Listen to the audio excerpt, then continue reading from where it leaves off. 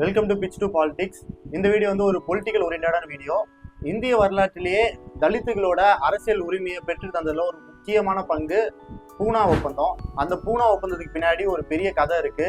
அதாவது காந்தியோட உயிர் முக்கியமா இல்ல தன்னோட சமூகத்தோட மக்களோட உரிமை முக்கியமா அப்படின்ற ஒரு நெருக்கடிக்கு மத்தியில தான் அம்பேத்கர் வந்து அந்த பூனா ஒப்பந்தத்தை கையெழுத்திட்டாரு. அந்த ஒரு வரலாற்றை விவரிக்கிற ஒரு தொகுப்பு தான் இந்த வீடியோ. பொதுவா அந்த காலத்துல இருந்தே தலித்துகள் வந்து இந்த சமுதாயத்துல இருந்து ஒடுக்கப்பட்டவர்களாவே இருந்தாங்களா. அவங்க வந்து பொருளாதார ரீதியாகவும் சரி இல்ல அரசியல் ரீதியாகவும் சரி எப்பவுமே தாழ்த்தப்பட்டவர்களா தான் இருந்தாங்க. ஸோ அவங்களுக்குன்னு ஒரு உரிமை வேணும். ஸோ அப்பேற்பட்ட ஒரு காலத்துல தான் என்னன்னா 1932 பிரிட்டிஷ் அரசாங்கம் வந்து ஒரு அறிவிப்பை வெளியிட்டு இருந்தாங்க. அதுபடி என்னன்னா தனி வாக்குரிமை அப்படின்னு சொல்லி தலித்துகளுக்கு ஒரு வாக்குரிமை கொடுத்தாங்க. அதன்படி என்னன்னா தலித் வேட்பாளர்கள் நிக்கிற தொகுதியில அவங்கள தலித் மக்களே வந்து ஓட்டு போட்டு தேர்ந்தெடுக்கலாம் அப்படின்ற ஒரு முறையை வந்து அறிவிச்சிருந்தாங்க. ஸோ இந்த ஒரு அறிவிப்புக்கு வந்து அம்பேத்கர் சைட்ல இருந்து ஒரு ஆதரவு கிடைச்சது. அந்த சமூக மக்களுக்கு ஒரு பிரதிநிதித்துவம் கிடைக்கும் அப்படின்னு அம்பேத்கர் நம்பினாரு. அரசியல் ரீதியாகவும் பொருளாதார ரீதியாகவும் பின்தங்கிதான் இருந்தாங்க. அது மட்டும் இல்லாம மக்களவையிலயும் சரி இங்க மாநில அரசியலையும் சரி தலித்துகளுக்கான ஒரு குரல் எப்பவுமே ஒழிச்சதே கிடையாது. ஏன்னா பொதுவாகவே உயர் சாதியினர் மட்டும்தான் அங்க வந்து அங்க வகிச்சுட்டே வந்தாங்க. ஸோ இந்த மாதிரி ஒரு வாக்குரிமை கிடைக்கிறது மூலியமா கண்டிப்பா தலித்துகளை ரெப்ரசென்ட் பண்ற ஒரு தலைவர் கிடைப்பாரு. அதனால அவங்களோட பிரச்சனைகளையும் உரிமைகளையும் எடுத்து பேசுறதுக்கு ஒரு ஆள் வருவாங்க அப்படின்னு அம்பேத்கர் நம்பினாரு. அதனால இந்த ஒரு அறிவிப்பை வந்து அவர் முழுமையாவே ஆதரிச்சாரு. ஆனா அதே மறுபக்கம் பாத்தீங்கன்னா காந்தி வந்து இந்த ஒரு அறிவிப்புக்கு பெரிய எதிர்ப்பு தெரிவிச்சாரு. அதுக்கு காந்தி சொன்ன காரணம் என்னன்னு பாத்தீங்கன்னா, ஏன்னா ஆல்ரெடி இந்த சாதி ஆதிக்கத்தால இந்து சமூகத்தை வந்து பட்டியலின மக்கள் எல்லாம் பிரிக்கப்பட்டிருக்காங்க. ஸோ இந்த ஒரு தனி வாக்குரிமை மூலயமா என்ன நடக்கும்னா கண்டிப்பாக இந்து சமுதாயத்துக்கும் இவங்களுக்கும் நடுவில் ஒரு பெரிய பிளவு ஏற்படும். அது எப்பவுமே சரியாகாது அப்படின்னு சொன்னாரு. ஆனா அதுக்கு அம்பேத்கர் என்ன சொன்னாரு, அப்படி ஒரு நடக்கவே நடக்காது, ஒரு கற்பனை அப்படின்னு தான் சொன்னாரு. ஆனாலும் காந்தியும் வந்து அவரோட ஸ்டாண்ட்ல இருந்து பின் வாங்கவே இல்லை. கண்டிப்பா இதற்கு எப்பவுமே நான் எதிர்ப்பு தான் தெரிவிக்க போறேன் அப்படின்றத ஸ்ட்ராங்கா சொன்னாரு.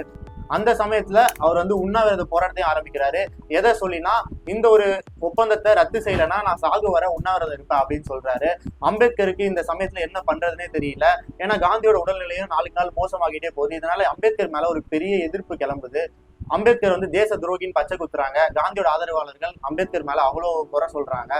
அம்பேத்கரால ஒரு பக்கம் வந்து காந்தியோட உடல்நிலை மோசமா போறதையும் பார்த்துட்டு சும்மா இருக்க முடியல. அதே சமயம் தன்னோட சமூக மக்களுக்கு கிடைச்ச உரிமைகளை விட்டு கொடுக்கவும் முடியல. ரொம்ப இக்கட்டான ஒரு சூழ்நிலை இருக்காரு. அந்த சமயத்துல ஒரு அறிக்கையை வெளியிடுறாரு. அதுல காந்திக்கு பல கேள்விகளை வைக்கிறாரு. தாழ்த்தப்பட்ட மக்களோட நலம் விரும்பியா இருக்க ஒருத்தர் புதிய அரசியலமைப்புல அவங்களுக்கு ஏற்ற மாதிரி இன்னும் பல சட்டங்களை ஏற்றுறதுக்கு பதிலா அவங்களுக்கு கிடைக்கிற இந்த மாதிரி பல நல்ல திட்டங்களையும் ரத்து செய்யறது ரொம்பவே ஆச்சரியமா இருக்கு. அதை எதிர்த்து அவர் வந்து போராட்டம் பண்றது ரொம்பவே ஆச்சரியமா இருக்கு அப்படின்னு சொல்லி பல கேள்விகளையும் முன்வைக்கிறாரு.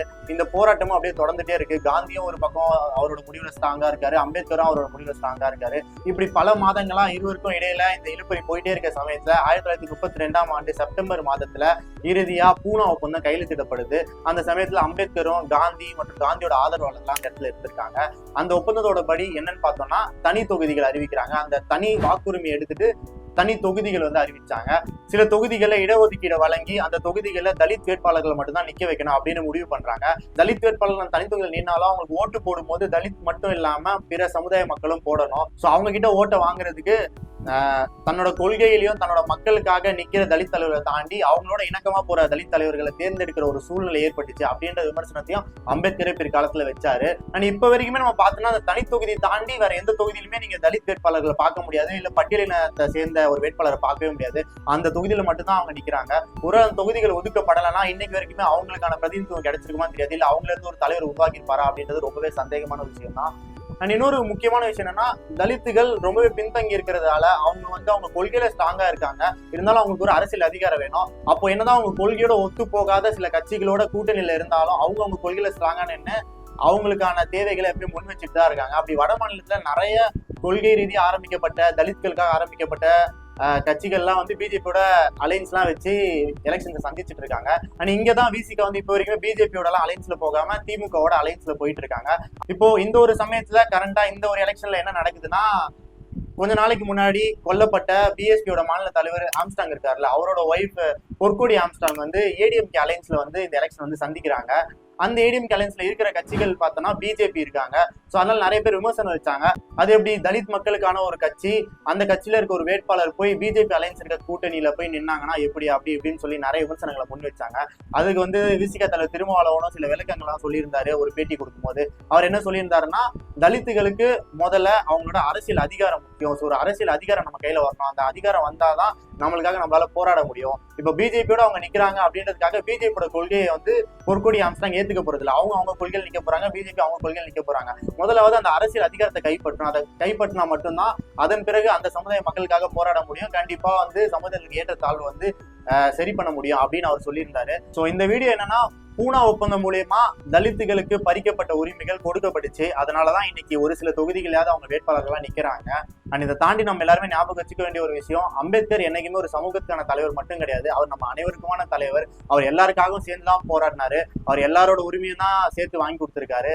பிற ஜாதிகளுக்குமான உரிமையும் அவர் வாங்கி தான் கொடுத்திருக்காரு. ஒரு காலத்துல தலித்களை தாண்டி பிற சமூக மக்களோட உரிமைகளுமே பறிக்கப்பட்டுதான் இருந்துச்சு. அது எல்லாத்தையுமே சேர்த்துதான் அம்பேத்கர் வாங்கி கொடுத்திருக்காரு. ஸோ அம்பேத்கரை முதல்ல ஒரு சமூகத்துக்கான தலைவரா பாக்குறத விட்டுட்டு அவர் வந்து நம்ம அனைவருக்குமான ஒரு தலைவரா பார்க்க ஆரம்பிங்க. ஸோ பூனா ஒப்பந்தத்தை பத்தி இந்த ஒரு வீடியோல தெரிஞ்சிருப்பீங்கன்னு நினைக்கிறேன். அதை பத்தின உங்களோட கருத்துக்கள் ஏதாச்சும் இருந்துச்சுன்னா மறக்காம கமெண்ட்ஸ்ல சொல்லுங்க. அண்ட் பூனா ஒப்பந்தத்தை பத்தி உங்களோட ஃப்ரெண்ட்ஸ் யாராவது தெரிஞ்சுக்கணும்னு நினைச்சீங்கன்னா அவங்களுக்கு இந்த வீடியோ மறக்காம ஷேர் பண்ணுங்க. இதே மாதிரி இன்னும் நிறைய இன்ட்ரெஸ்டிங்கான இன்ஃபர்மேட்டிவான வீடியோஸ் வேணும்னா நம்ம Pitch to Politics சேனல்ல மறக்காம சப்ஸ்கிரைப் பண்ணுங்க.